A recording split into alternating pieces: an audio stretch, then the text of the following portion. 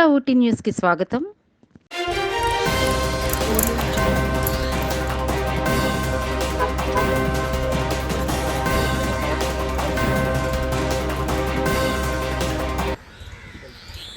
Speaker Ayyanna Patrudu గారు వ్యాఖ్యలను నిరసిస్తూ ఆదివాసీ అఖిలపక్ష ప్రజా సంఘాలు 48 గంటల పాటు బంద్కి పిలిపివ్వడం జరిగింది.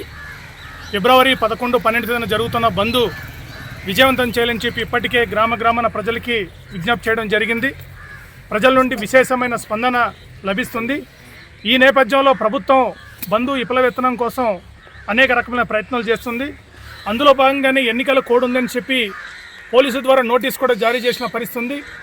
ఈ నేపథ్యంలో జిల్లా కలెక్టర్ గారిని ప్రజా సంఘాల ప్రతినిధి బృందం కలవడం జరిగింది. జిల్లా కలెక్టర్ గారు స్పందిస్తూ ప్రభుత్వానికి తమ ఒక ఆవేదనను తెలియజేస్తామని చెప్పి మమ్మల్ని తెలియజేయడం జరిగింది. ఈ నేపథ్యంలో ఇంటర్మీడియట్ ప్రాక్టికల్ ఎగ్జామ్స్ ఏవైతే జరుగుతున్నాయో వాటిని మరో రోజు పోస్ట్ పోన్ చేయడానికి కూడా మేము ప్రయత్నం చేస్తామని చెప్పి కలెక్టర్ గారు ఈ సందర్భంగా హామీ ఇస్తూ బంద్ని విజయవంతం చేయడం కోసం శాంతియుతంగా నిర్వహించాలని చెప్పి విజ్ఞప్తి చేస్తున్నారు. మేము కూడా ప్రజానీకం అందరికీ అఖిలపక్ష ప్రజా సంఘాలతో విజ్ఞప్తి చేస్తున్నాం. బంద్ని శాంతియుతంగా ప్రశాంతంగా నిర్వహించడం కోసం అందరూ సహకరించాలని చెప్పి కూడా మేము ఈ సందర్భంగా పిలిపిస్తూ రేపు జరుగుతున్న బంద్ పట్ల ప్రభుత్వం కూడా సానుకూలంగా స్పందించి స్పష్టమైన ప్రకటన చేస్తే ఎల్లుండి బంద్కు సంబంధించి కూడా మేము ప్రజా సంఘాలు ఆలోచించి ముందుకు సాగుతామని చెప్పి ప్రభుత్వానికి విజ్ఞప్తి చేస్తున్నాం.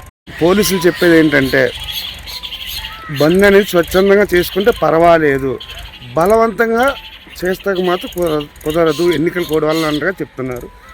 మేము బంద్ ఇప్పటివరకు ఏజెన్సీలో జరిగిన ప్రతి ఒక్క బంద్ కానీ ఆందోళన కానీ ప్రజలు స్వచ్ఛందంగా పాల్గొన్నదే. స్వచ్ఛమైన ఆదివాసీ ప్రజలు తమ ఒక ఆవేదనని వ్యక్తం చేస్తున్న సందర్భాలే ఈ బంధులు, ధర్నాలు, ర్యాలీలు తప్ప ఎవరి మీద బలవంతం చేసే హక్కు లేదు. బలవంతం చేసే ప్రయత్నం కూడా మేము చేయము. కానీ బంద్ని పీస్ఫుల్గా శాంతియుతంగా విజయవంతం చేయడం కోసం ఆదివాసీ ప్రజా సంఘాలందరూ కూడా కృషి చేయాలి, ప్రజలు కూడా సహకరించాలని చెప్పి మేము విజ్ఞప్తి చేస్తున్నాం.